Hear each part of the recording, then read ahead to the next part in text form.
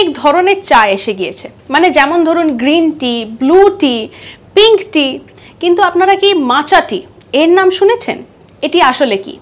মাচা টি কিন্তু এক ধরনের চাইনিজ গ্রিন টি।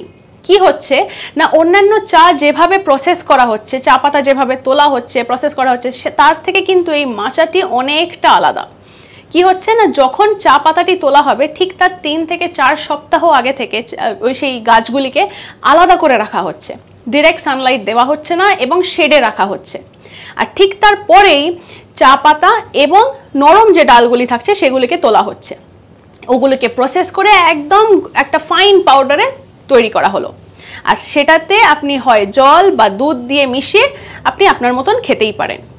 এটার প্রচলন বা এটার শুরু হয়েছিল কিন্তু বলা যেতে পারে 8 থেকে 10 শতক, সেই সময় চায়নাতেই শুরু হয়। আর এই যে নামটা আমি বলছি মাচা, এটা কিন্তু জাপানিজ অরিজিন। জাপানে এই কথাটির অর্থ বোঝাচ্ছে কিছু গুঁড়ো করে খাওয়া, কারণ এই চা পাতাটি কিন্তু অন্যান্য চা পাতা যেরকম আমরা দেখি রোস্টেড থাকে বা শুকনো থাকে, যে অবস্থায় চা পাতা থাকে, এটা কিন্তু সেই অবস্থায় আমরা পাচ্ছি না, এটা পুরোপুরি একটি পাউডার ফর্মে আমরা পাচ্ছি। সেইভাবেই এই চায়েরও নামকরণটি করা হয়েছে। এইরকম নানা আপডেটসের জন্য চোখ রাখুন আজ তাক বাংলার ইউটিউব চ্যানেলে, সাবস্ক্রাইব করতে ভুলবেন না।